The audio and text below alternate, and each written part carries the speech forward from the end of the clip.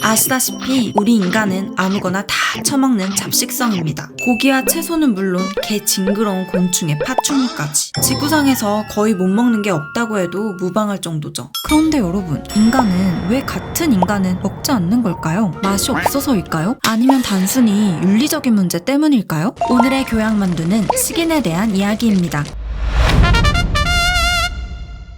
사실 아주 오래전부터 인간은 인간을 먹어왔습니다. 인간이 식인을 했다는 고고학적인 증거들은 세계 곳곳에서 발견되고 있죠. 프랑스의 네안데르탈인 유적인 물라 게리시 동굴. 이곳에서는 식사를 위해 인간의 뼈를 칼로 손질한 흔적이 발견되었는데요. 두개골과 뼈의 훼손은 아주 대표적인 식인의 증거입니다. 뇌를 꺼내 먹거나 뼈에 붙은 살점을 발라 먹을 때 뾰족한 도구를 사용하면서 생채기가 남은 것이죠. 또 벨기에 고해 지방의 한 동굴에서 발견된 화석에서도 골수를 추출하기 위해 인간의 뼈를 끓이거나 강제로 부러뜨린 흔적이 뚜렷하게 남아 있었습니다. 특히 미국 콜로라도주의 인디언 유적지에서는 사람의 끙한 화석이 발견되었는데 이 덩 화석을 분석해보니 인간 근육 조직의 단백질이 나왔습니다. 심지어 음식을 담던 토기에서도 같은 종류의 인간 단백질이 나왔죠. 그러니까 비교적 가까운 1100년대의 인간들도 식인을 했다는 사실이 밝혀진 건데요. 그렇다면 사람을 주식으로 먹는 식인종이 진짜 존재했던 걸까요? 흔히 식인종 하면 떠오르는 이미지는 정글이나 오지에 살고 있는 미개한 원시부족입니다. 사실 이건 콜럼버스 때문에 생겨난 편견인데요.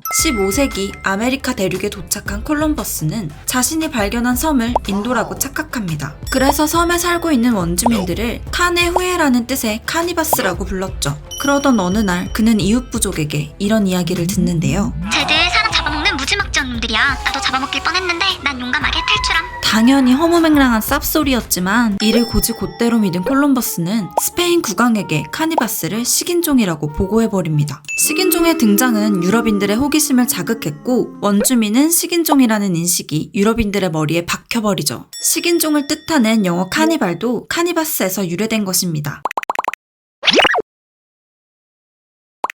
지금까지 발견된 증거들을 보면 인류가 식인을 했다는 건 빼박 사실입니다. 그렇다면 고대 인류는 개 잔인하고 인류애가 눈꼽만큼도 없는 사이코패스였던 걸까요? 많은 과학자들에 따르면 인류의 식인 행위는 일상적인 식생활이라기보단 특별한 경우에 한해 일어난 의식이었을 가능성이 높다고 하는데요. 가장 먼저 종교나 장례의식으로 식인을 행한 경우입니다. 대표적으로 파푸아 뉴기니에 살고 있는 포레족이 있죠. 이들은 장례를 치를 때 인간을 먹는 풍습이 있었는데요. 죽은 사람의 살점은 남자들이, 뇌와 장기는 여자와 아이들이 먹었습니다. 죽은 사람을 먹으면 살아있는 사람의 일부가 되어 영원히 살 수 있다고 믿었기 때문이죠.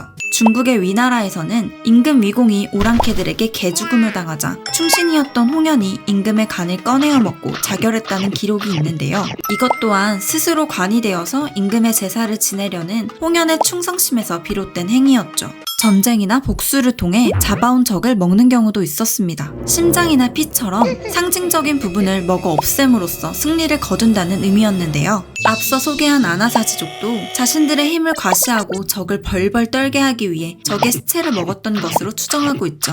반면 혹독한 굶주림에 시달리다 못해 어쩔 수 없이 식인을 해야만 했던 경우도 있습니다. 조선의 선비 오희문이 쓴 세미록에는 임진왜란 때 배고픔에 지친 백성들이 서로를 잡아먹었다는 기록이 있는데요. 을병대기근이라고 불리는 숙종 22년에는 평안도에 굶주린 백성이 인육을 먹었으나 몹시 배고파 실성했기 때문이라며 특별히 사형을 감면해줬다는 기록이 있죠. 그 외에도 사람의 장기와 살이 특정 질병에 효험이 있다는 속설 때문에 식인을 한 사례를 종종 찾아볼 수 있는데요. 실록에 따르면 오랫동안 병을 앓던 부모를 위해 자신의 손가락을 잘라 먹이거나 돈에 눈이 멀어 무고한 사람을 죽이고 간이나 쓸개를 꺼내다 팔았다는 기록도 남아있죠. 그런데 여러분, 혹시 공자가 인육을 즐겨 먹었다는 괴담 들어보신 적 있나요? 공자 인육설은 예기의 단궁 상편에 실린 이 글에서 비롯되었는데요. 공자에게는 자로라는 엄청 아끼는 제자가 있었는데 별난에 휘말리면서 그만 처형을 당하게 됩니다. 자로의 시신은 염장, 즉 젓갈로 담궈지는 형벌에 처하게 되는데요. 이걸 들은 공자가 젓갈을 엎어버린 후 다시는 젓갈을 입에 대지 않았다는 내용이죠.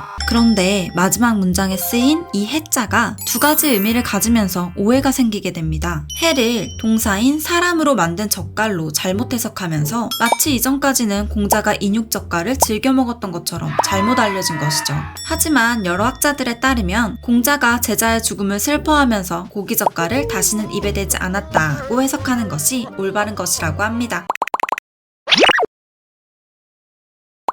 그렇다면 왜 인간들은 일상적으로는 식인을 하지 않았던 걸까요? 일단 가장 큰 이유는 인간이 인간을 사냥하는 것이 그다지 효율적이지 않았기 때문입니다. 인간들끼리는 피지컬이나 지적 능력이 비슷하기 때문에 사냥에 실패할 확률이 더 높았죠. 게다가 영양가도 그리 높은 편이 아니었습니다. 인간의 몸은 당시 성인 남성 기준으로 약 12에서 14만 칼로리 정도였는데요. 60명 정도의 사람들이 하루 동안 먹기에 충분한 양이었죠. 그 정도면 영양가 준내 높은 거 아니야? 라고 생각하기 쉽지만 고대 인류가 먹을 수 있었던 다른 동물들과 비교해보면 아주 족밥에 불과했습니다. 매머드는 360만 칼로리, 털코뿔소는 126만 칼로리, 소의 조상인 오록스는 98만 칼로리나 됐으니까요. 두 번째 이유는 질병 때문입니다. 바이러스나 세균, 기생충 등은 같은 종족 내에서 더 쉽게 감염되는데요. 만약 식인을 할 경우 희귀한 질병에 걸릴 확률이 더 높았죠. 식인으로 인한 대표적인 질병이 바로 쿠루병입니다. 이 병은 앞서 소개한 포레족에서 처음 발견되었는데요. 몸이 마음대로 움직이지 않고 심하게 떨리다가 결국엔 사망에 이르는 아주 희귀한 질병이었습니다. 또 발작처럼 과도하게 웃는 증상이 있어 웃음병이라고도 불렸죠. 이 병에 대해 연구하던 미국의 가이듀색 박사는 그 원인이 프리온이라는 인간의 뇌 속 단백질이며 먹는 것을 통해 전염된다는 사실을 발견하는데요. 쿠루병이 유독 포레족의 여성과 어린이들에게 많이 발병했던 이유도 그들이 장례 절차 중 뇌를 먹었기 때문이었죠.